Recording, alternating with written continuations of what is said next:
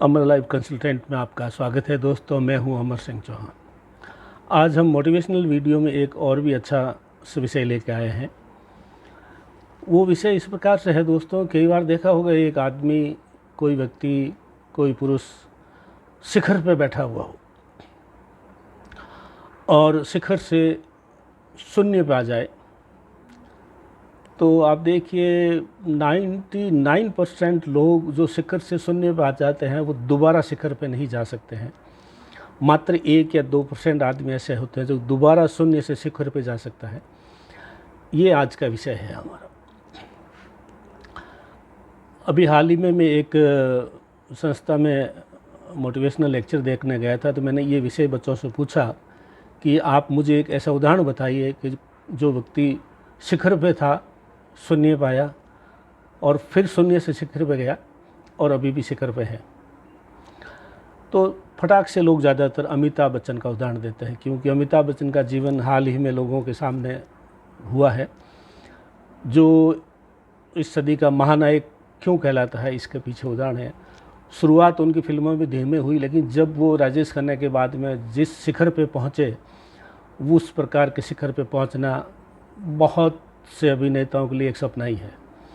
और उसके बाद में आप देखिए ABCL कंपनी बनाई, वो किसी वजह से कंपनी वित्तीय जो है संकट में फंस गई और फिल्मों में भी थोड़ा सा नाकामयाबी मिलने की वजह से अमिताभ बच्चन जो शिखर पे थे वो शून्य पे आ गए। बंगले बिकने की नौबत आ गई, कारें बिक गई और आमदनी के स्रोत बंद हो गए। लेकिन आप देखिए उस आदमी ने जो शिखर पे था उसके बाद में नीचे शून्य पाया, तो उन्होंने विनम्रता नहीं खोई और ईमानदारी नहीं खोई। उनके एक मित्र थे, अमर सिंह, समाजवादी पार्टी के नेता थे। उन्होंने अमिताभ बच्चन को बोला कि आप ABCL कंपनी को दिवालिया घोषित करवा दीजिए, जिससे आपको सब वित्तीय मामलों से छुटकारा मिल जाएगा और आप अपना दूसरा काम शुरू कीजिए। तो अमिताभ बच्चन ने कहा मैं ऐसा नहीं करूँगा, मैं चाहे झाड़ू पोछे लगाना पड़े लेकिन मैं एक एक पैसा लोगों को चुकाऊँगा और मैं दिवालिया घोषित होकर ये बदनामी मेरे ऊपर मैं नहीं लेना चाहता। उसके बाद में देखिए पुनः एक उनके जीवन में मोड़ आया और उनको मोहब्बतें फिल्म मिली और उसके साथ ही साथ KBC कौन बनेगा करोड़पति का 2000 में फर्स्ट सीज़न शुरू हुआ और वो आज तक उस सीज़न में स्थापित है।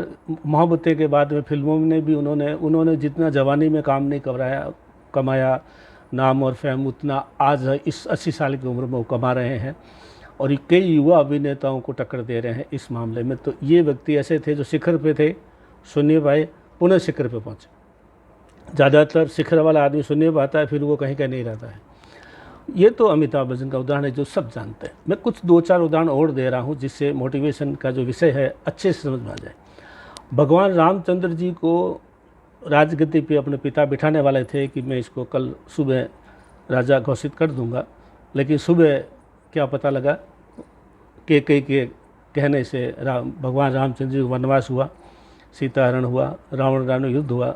आप जानते हैं उन्होंने बंदरों की फ़ौज बना करके किसी प्रकार से सीता को वापस जीत के लाए और वापस जो है राम अपनी अयोध्या की राजा बने और आज दिन तक हम उनको पूछते हैं। तो शिखर पे थे, कुर्सी मिलने वाली थी, वन में जाना पड़ा, वन में बहुत दुख पाए, वापस राजा बने और आज हम सुबह और शाम राम राम करते हैं, दुकान खोलते हैं, कोई व्यापार शुरू करते हैं तो राम का नाम लेते हैं। श्री कृष्ण भगवान जो शिखर पे पहुँचे महाभारत के युद्ध के सामने और मतलब जो एक राजा के पुत्र थे, लेकिन जब जन्म हुआ तो कंस उनकी मौत का इंतज़ार कर रहा था, यानी शून्य पे आ गए थे। लेकिन महाभारत में जो गीता में जो उन्होंने संदेश दिया अर्जुन को, जो आज भी हमारे लिए मोटिवेशनल संदेश है। महाराणा प्रताप राजा का पुत्र था, शिखर पे था, संभावित राजा था, लेकिन किसी वजह से उसके पिताजी ने उनको चित्तौड़ के किले से माँ और बेटों को निकाल के बाहर कर दिया और लेकिन वो शून्य पे चले गए। लेकिन फिर राजा बने महाराणा प्रताप को आज भी हम याद करते हैं। ऐसे कई उदाहरण हैं। तो ये कुछ उदाहरण जो हमने दिए हैं, ये उदाहरण आपको अनेकों उदाहरण ऐसे मिल जाएंगे। लेकिन साधारणतया शिखर पे जाने वाला आदमी जब शून्य पे जाता है दोबारा ऊपर नहीं उठ सकता। जैसे राजेश खन्ना का उदाहरण ले लीजिए, नवीन निश्चल का ले लीजिए, कई उद्योगपति ले लीजिए, जैसे 2 सगे भाई मुकेश अंबानी, अनिल अंबानी।